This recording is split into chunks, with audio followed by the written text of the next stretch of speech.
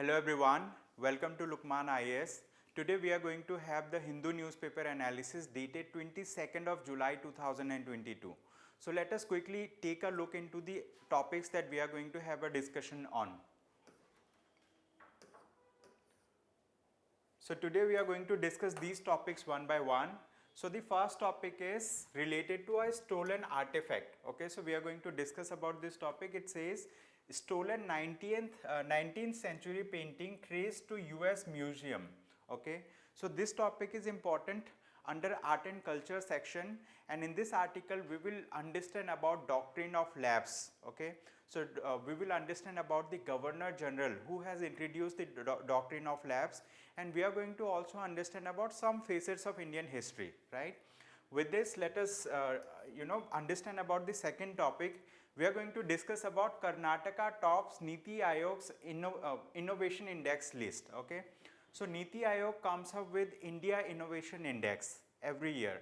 So this year Karnataka has topped among the bigger states. But along with this, we are also going to understand about Global Innovation Index, what is the performance of various other states in the India Innovation Index and all. So this forms a part of report and indices. Okay, so it is a part of Indian economy. Apart from this, we will also look into the third topic. It says no need to amend the anti-defection law. Okay, so here we are going to understand about what is anti-defection law. We are going to understand about who said and in what context it was said that we do not need to amend the anti-defection law. Okay, so like we are going to understand about the schedule of the Indian Constitution with which it is associated. Okay, so this topic is relevant under Indian polity section.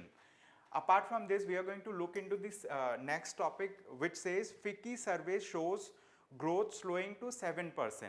So we are going to understand about this body which is known as FICCI. FICCI stands for Federation of Indian Chambers of Commerce and Industry. Okay, it stands for Federation of Indian Chambers of Commerce and Industry. So we are going to understand about this body, and we are also going to talk about the report that this body comes up with. Okay, and according to that report only, they have mentioned that India's growth is going to slow down to 7%. After this, we are going to talk about another topic. It says ECB raises rates for first time in decade with the net for debtors. Okay, so we are going to understand about what is ECB. Here ECB stands for European Central Bank. Okay, we are going to understand about the role that is played by the European Central Bank, and why it has increased the repo rates or the rate at which it lends, or we are going to understand about the rate. Okay, so this is related to Indian Indian economy, external sector of Indian economy, we can say. Means like we have to somehow connect. Okay, so we need to see like how interest rates are changing across the world. With this, we are going to look into another topic that says women have right to safe abortion, and it is said by the Supreme Court of India. So in this article, we are going to talk about that particular law that regulates the abortion related things in India, and we are also going to talk about the recent amendment in that particular law, and we are going to talk about like what are the views that were put forward by the Supreme Court of India in a recent judgment. So all these topics are going to be discussed in a short while. So let us start with the first topic.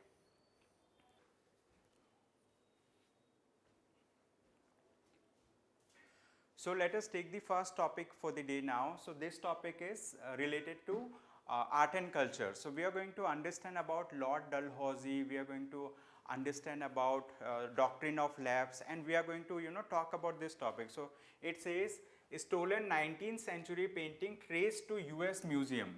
Okay, so this is 19th century painting. So that was that was found in the US Museum. So here in this painting we can see two gentlemen sitting. Okay, two gentlemen sitting and standing.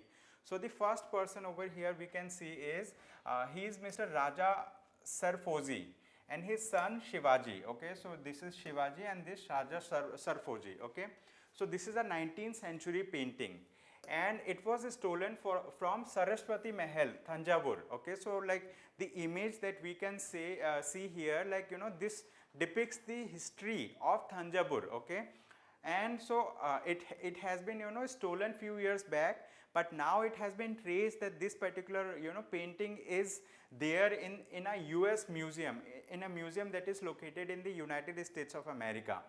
The name of the museum is Peabody Essex Museum, which is located in Massachusetts in the United States.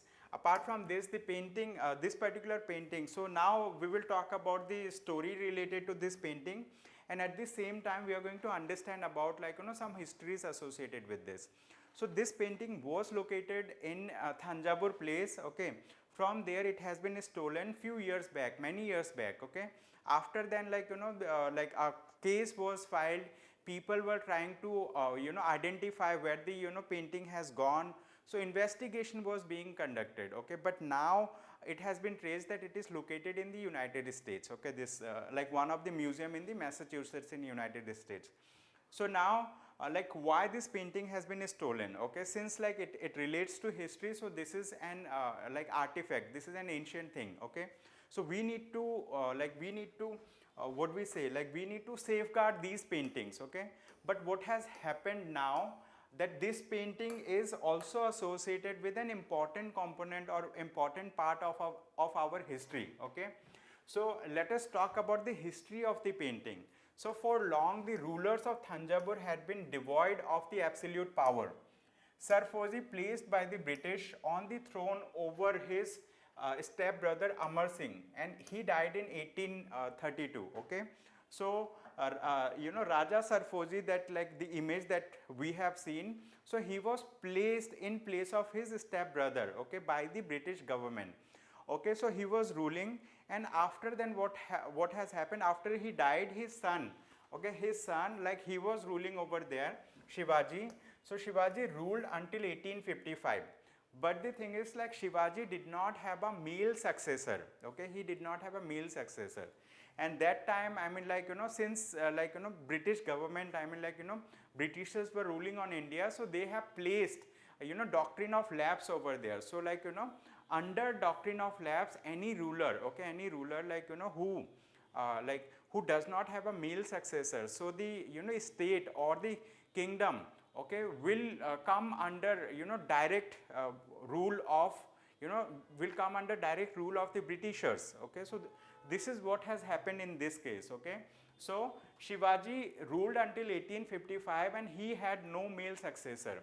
So Thanjavur became a casualty of Lord Dalhousie in famous doctrine of lapse, and it got absorbed into the British ruled Indian provinces, okay. So the thing is, Thanjavur got absorbed in the British ruled Indian provinces after then. And the painting, which has Raja Sarfozi and his young son, according to some historians, was probably painted between 1822 and 1827 and kept in the Saraswati Mahal. And in 1918, the Saraswati Mahal library, okay, the Saraswati Mahal library was open to the public. And so like during that time, like Indira Gandhi was the information and broadcasting minister, and she had tried to, I mean, like safeguard the history of not only this museum but museums across India. And that time, I mean, she got a microfilm made, she got a catalog ready, okay. And so but the thing is, she has also sanctioned funds for safeguarding this magazine. But still, like when this particular painting was stolen, it is also still not in record that the painting has been stolen from there, okay. So like this particular painting was, I mean, like taken from India to United States of America by someone who has stolen the painting, and one of the museum in the United States of America, they have purchased this painting from that person, and it is still there in the United States of America, okay. So name of the museum is like Peabody Essex Museum, and they have purchased it in the year of 2006. And after then what has happened, the Indian authorities are trying to contact with the Homeland Security in the United States of America so that we can bring back that particular painting from the US, okay. So this is all about this particular painting. So with this, let us take another topic. So this topic is related to India Innovation Index. So Niti Aayog is one of the topmost think tanks in India, and Niti Aayog has recently published India Innovation Index 2022. So we will talk about this index in this article, and also we are going to discuss about some other like global innovation index, like where India stands and like what India should do in this perspective. So Karnataka has topped the Niti Aayog's innovation index list. Okay, so report suggests steps to secure a place among top 25 nations in the global innovation index. Okay, so this particular report, the India Innovation Index that was published by Niti Aayog, it also suggests the steps that government of India or the state government should take, so that like we can rank among the top 25 nations in the global innovation index.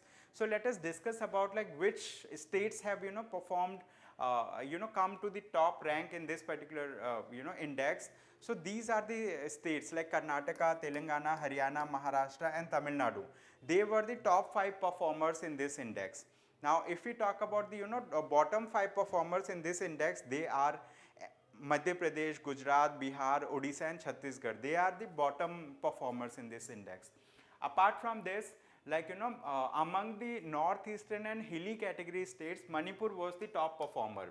Okay, and if we talk about the union territories, Chandigarh was the top performer. Okay, Karnataka was the like among the bigger states, Karnataka was the top performer. Then if we talk about Chhattisgarh, Odisha, so they were the bottom performer in the index. So let us also discuss about the Global Innovation Index. Okay, so Global Innovation Index ranks different countries, right? India Innovation Index ranks different states in India, and India Innovation Index is released by the Niti Aayog. But the thing is, Global Innovation Index ranks different countries, and you need to find out like which organization releases the Global Innovation Index. Okay, so this particular report has also highlighted, it has mentioned those suggestions for different states, for central government also, like that they can take, these steps that they can take to bring India among the top 25 nations. Okay, so pointing out that India's average innovation score is insufficient given the country's ambitious targets to be named among top 25 nations in the Global Innovation Index. This particular report has highlighted that like we need to take measures such as increasing gross domestic expenditure on R&D. We need to increase the gross domestic expenditure in research and development. This is first suggestion. Apart from this, we need to promote private sector participation in the research and development. And we need to close the gap between industry demand and what the country produces through its education systems. Okay, so we need to bridge the gap in the education system. Like industry demands are going very high, very rapidly. Okay, demands are increasing, demands in terms of research and development. But like what we are producing through the educational system, like is there any gap? So we need to bridge that gap. Okay, so this is according to this particular report. Okay, so India's GDERD stands for Gross Domestic Expenditure on Research and Development. As a percentage of GDP was about 0.7%. So this is very low. Okay. Now, like there are many countries around the world that that are at the top of the Global Innovation Index. These countries are South Korea, United States of America, okay, and some other countries where like so in these countries the private sector is doing highest level of research and development. So we need to learn from them, and we need to implement similar things in our country also. So with this, let us take another question. Okay, another topic. This topic says no need to amend anti-defection law. Okay, anti-defection law, you might be knowing that it is mentioned in the 10th schedule of the Constitution of India. Okay, so 10th schedule of the Constitution of India talks about in detail what is anti-defection law. Anti-defection law means, let's consider there is a person, he has been nominated by a party, or he has been he had got a ticket from a party and got elected in state legislative assemblies or in the let's consider Lok Sabha. Okay, and after then, like if that person defects means like leaves his own party and joins another party, this is known as defection. Okay, and at the same time there can be an independent member who is who is elected to one of the house of the parliament or he is elected in the legislative assemblies of a state, then if he joins a party, that also comes under the definition of defection. Okay, so now to prevent defection, we have a law that is known as anti-defection law, and this is mentioned in the Constitution of India under 10th schedule of the Constitution of India. So 10th schedule of the Constitution of India tries to prevent defection, but like it tries to prevent retail defection. Retail means like when an individual member, few members are defecting or going away from their party, through which like they got elected. So it tries to stop that, but like it also has some provisions that allows for mass defection. Mass defection means if majority of the people from one party, they leave their party and join another party. Okay, so in that case, in that case the law will not, take steps that are stringent for them. So mass defection is allowed, but individual or few defections are not allowed. Okay, so so there are some concerns associated with anti-defection as of now. Okay, so what has happened, this particular statement was made by the Law Minister of India, Mr. Kiran Rijiju. Okay, so he has mentioned that no need to amend anti-defection law. We do not need to amend anti-defection law, and he has said, okay, why he has said, he said that the anti-defection law, the provisions of the anti-defection law have stood the test of the time. Okay, it has stood the test of the time. So there is no need to amend. There is no need to amend the provisions of anti-defection law, as they have stood the test of the time and judicial scrutiny. Okay.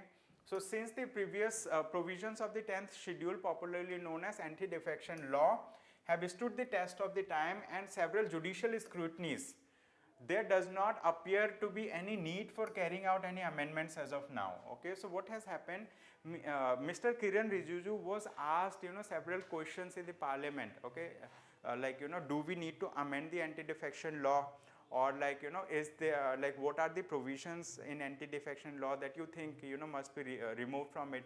So answering that, the Law Minister of India, he has mentioned that anti-defection law has stood the test of the time, and it also stood the test of the scrutiny of the judiciary. Okay, so according to that, we do not need to amend the anti-defection law, he said. Okay, it is said by the Law Minister, and he has also cited a case. This is known as Quixoto Holohan versus Jahidul case. Okay, in Quixoto Holohan versus Jahidul case, the Supreme Court of India has upheld all the provisions of the anti-defection law except one paragraph. Okay, which is paragraph 7, that is relating to the judiciability of the decisions of a speaker and chairperson of the legislature. Okay, except this provision, the court has upheld all other provision in the anti-defection law. And the 10th schedule of the Constitution deals with defection of elected and nominated members from their political party and has stringent provisions. Okay, so this particular law has stringent provisions in it, and it deals with the defection of elected and nominated members from their political party. Okay, and apart from this, in response to another query on whether the government was seeking to increase the retirement age of judges, Mr. Rijiju said there was no proposal related to it. Okay, so they are not increasing the retirement age of the judges. Apart from this, let us take another topic.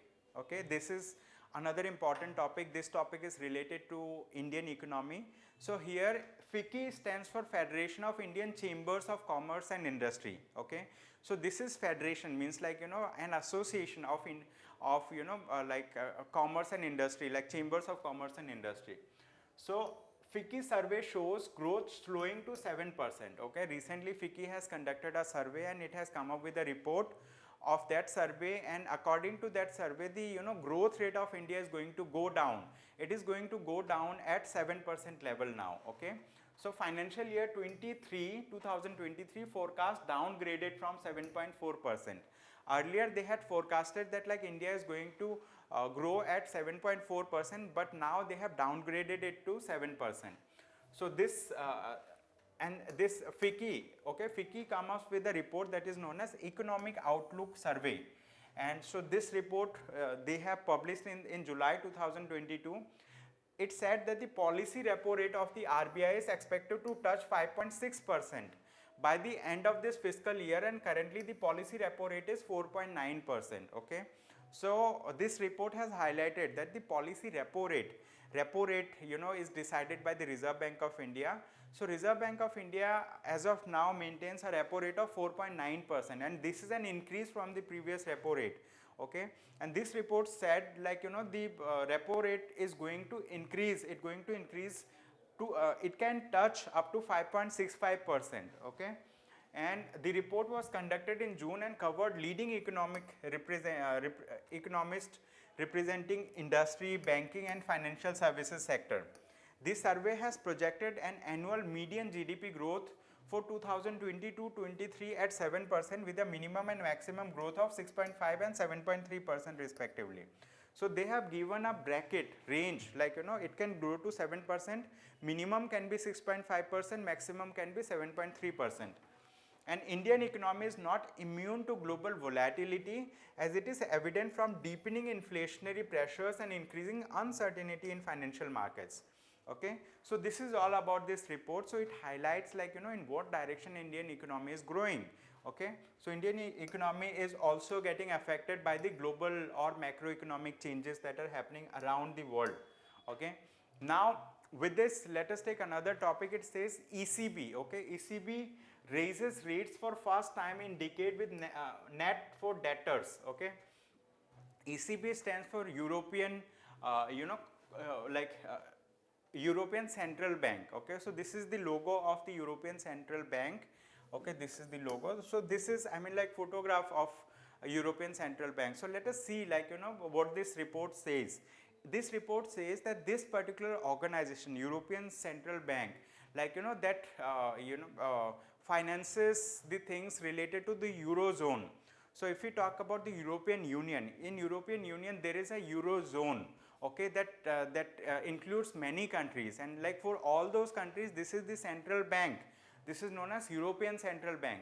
So this European Central Bank has also increased its repo rate. Okay, it has increased its repo rate, and it has increased the repo rate just now after 10 years. Okay, for 10 years it did not increase the repo rate, but now it has increased the repo rate. Okay, so the European Central Bank raised interest rates for the first time since 2011 on Thursday, and unveiled a bond buying program to keep borrowing cost in check. Okay, so now ECB raised its deposit rate by 50 basis points to 0.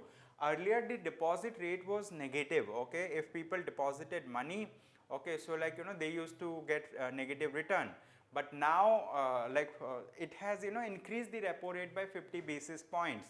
Okay, or it is twice as much as it has indicated after previous meeting. Okay, so earlier also they have conducted a meeting, and there they had decided that they are going to increase the repo rate by 25 basis points, but now they they have actually increased it by 50 basis points. And it also raised the rate on its weekly and daily cash auctions by 50 basis points to 0.5% and 0.75% respectively, and signaled further increases in its three rates were likely to come this year. Okay, so ECB has taken this decision in a governing council's meeting. Okay, so this is the thing, and apart from this, it has unveiled a new tool. Okay, in a bid to cushion the impact of rise in borrowing cost.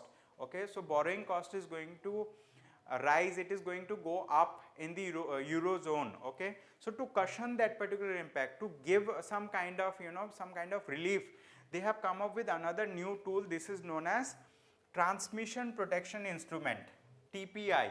It is known as Transmission Protection Instrument. This is very important. Okay, so it can be asked in the prelims exam that the term Transmission Protection Instrument is related to which of the following. They can give they can give the option as European Central Bank. Okay, it can give option European Central Bank, International Monetary Fund, World Bank, or similar institutions. So with this, let us take another topic. Okay, so this is this is related to the same topic, but let us take another topic. This topic says, women have right to safe abortion. Okay, it was said by the Supreme Court of India. The Supreme Court of India said the women have the right of safe abortion, and it is a part of personal liberty, says bench while hearing unmarried women's plea. Okay, so recently what has happened, there was a woman, she was unmarried, but like she is pregnant. Okay, she is pregnant by 24 or 26 weeks. Okay, so when she approached any hospital for abortion, the hospitals denied it. So she has to approach the High Court, and the High Court has given a judgment that the High Court did not allow her to go for abortion. So she directly went to the Supreme Court of India, and Supreme Court of India has given a judgment in her favor. She Supreme Court said according to there is an act also that is known as the Medical Termination of Pregnancy Act. Okay, it is known as Medical Termination of Pregnancy Act. So this particular act actually mentions in what conditions pregnancy can be allowed, in what conditions pregnancy cannot be allowed. Okay, so if in case, for example, pregnancy or abortion cannot be allowed, means like in what cases abortion can be allowed, in what cases abortion cannot be allowed. So abortion means like whenever a fetus, okay, an unborn child is to be is to be aborted, is to be discarded. So that's the thing. So this particular act actually regulates that particular thing, and it mentions that beyond a certain period, let's consider beyond 36 weeks, abortion will not be allowed, because by that time the fetus actually takes the shape of a human. Okay, so if abortion is done at that stage, so it is not only going to cause death to a unborn child, but it is also going to cause problems for the mother. Okay, for the mother means who is going to give birth, so it may lead to her death as well. So that's why through this particular act, the medical termination of pregnancy is regulated. Okay, so recently Supreme Court of India has given a judgment. It said that live-in relations are also recognized as valid. Okay, so recently this particular act has modified the term. Earlier there was a term that is husband. Okay, for live-in partners so there was term husband. So in that case it was required that the man and women, they are married actually, but now it has been replaced with partner. This particular terminology has been replaced with partner to include live-in relations also. And Supreme Court of India has mentioned that living relations are accepted in this society by intellectuals in this society as well. And so Supreme Court has mentioned that a woman's right to reproductive choice is an inseparable part of her personal liberty under Article 21 of the Constitution. She has a sacrosanct right to bodily integrity. Okay, so this was the statement of the Supreme Court of India in this regard. Okay, and the court also noted an amendment to the act, this particular Medical Termination of Pregnancy Act had substituted the terms husband with partner. Okay, and the court has also ordered the doctors doctors of AIIMS to check whether it was safe to conduct an abortion on the women and submit a report in a week. Okay, so it said the doctors that you check whether it is safe to conduct abortion for these women or not. If the doctors are going to say yes, so Supreme Court is going to give a go ahead in this case. Okay, so they are going to hear this thing at a later date. Okay, so this is a very important judgment of the Supreme Court of India. And so under this judgment, the Supreme Court has upheld the Article 21 of the Constitution of India, and it has upheld the bodily integrity and right to freedom.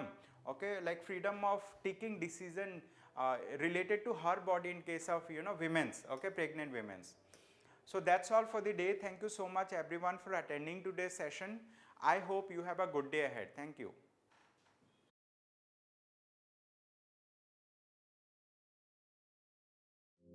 Welcome to Lukmaan IAS. Study General Studies with Lukmaan IAS for building comprehensive knowledge. GS paper 2 and 4 will be taken by S. Ansari, and other papers will be covered by renowned faculties. Live classes are as effective as offline classes. The classes are highly interactive in nature. Your doubts and queries will be addressed and there will be dictation of notes. In the last 10 years, Lukmaan IAS has set up a niche in the field of UPSC guidance.